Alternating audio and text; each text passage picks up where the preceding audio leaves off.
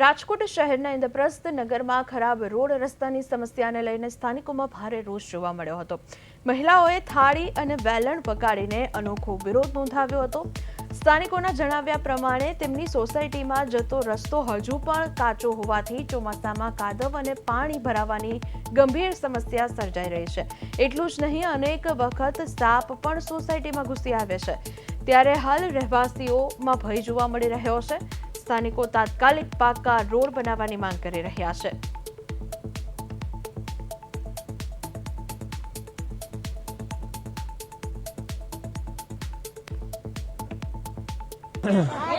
રાજકોટના ઇન્દ્રપ્રસ્થ નગર मतलब કે વોર્ડ નંબર 1 માં આવેલ આ વિસ્તાર છે, ત્યાં બિસ્માર હાલતને લઈને રોડની બિસ્માર હાલતને લઈને લોકો દ્વારા છે તે હાલતિયા થાળી વગાડીને વિરોધ પ્રદર્શન કરવામાં આવી રહ્યું છે। તેમજ ખાસ કરીને છેલ્લા ઘણા સમયથી છે તે આ રોડનું કામ છે તે કરવામાં નથી આવ્યું તેવો સ્થાનિકો દ્વારા છે તે આક્ષેપો કરી દેવામાં આવ્યા છે।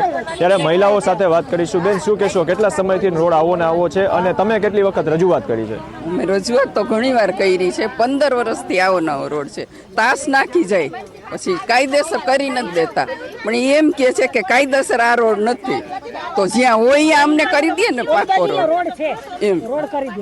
તમને કેટલી અહીંયાથી લોકો પસાર થઈ રહ્યા છે તો મુશ્કેલીઓ પડી રહી છે, શું કહેશો? પડે છે। જો એક તો પહેલા તો આ એક આટલું જંગલ જેવું વિસ્તાર રહ્યું, એમાં સાપ આ તે બધી જનાવર નીકળે છે, છોકરાઓને ઘણી અમારે રાખવાની તકલીફ પડે છે। બીજું કે આ ચોમાસામાં તો હાવ ગારો થઈ જાય, ચીકણ આમ એમાં પડવા આખડવાની બધાયની બીક હોય છે, બરાબર? તો પહેલા રોડ આ નથી, તમે એમ કહો છો કાયદેસર, તો જે કાયદેસર છે અહીંયા કરી દો, પછી ભલે ભંગાવવો પડે અમારે, બીજું શું કરીએ? હવે બસની સગવડ નહીં, કોઈ રિક્ષા નથી આવી હકતી અહીંયા આગળ, સિટી બસની સગવડ નથી અમારે, અમારે જવું હોય તો અહીં હાલીને જવું પડે, બરાબર? તો હાલીને જવા માટે આ તકલીફ છે અમને બધાને।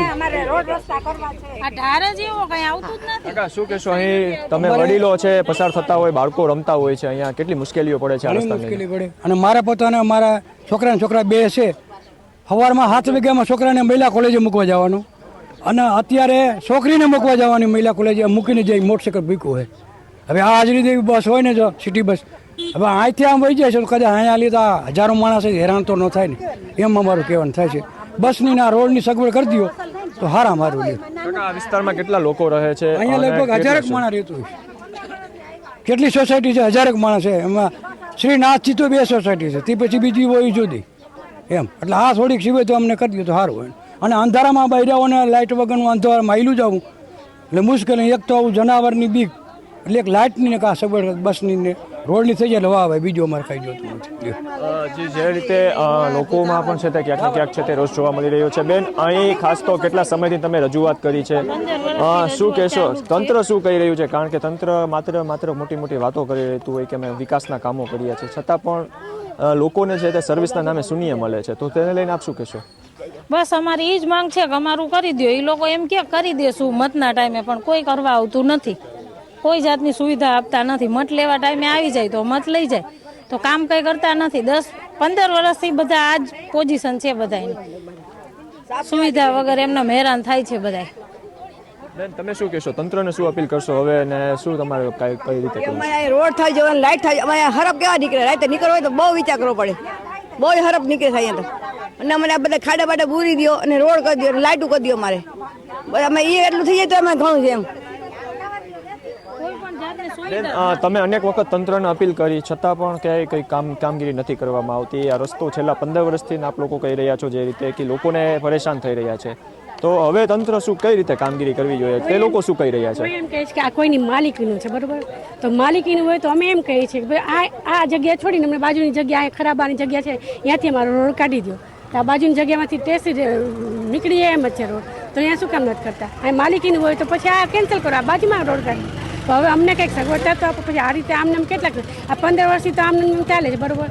તો પછી કાંઈક તો નિવેડો હોય છે ને, જ્યારે મત લેવો હોય તે બધા દોડાવશે, પણ આમ હશે ને તો બીજું કોઈ પ્રગતિ નામે કોઈ વસ્તુ નથી થતી।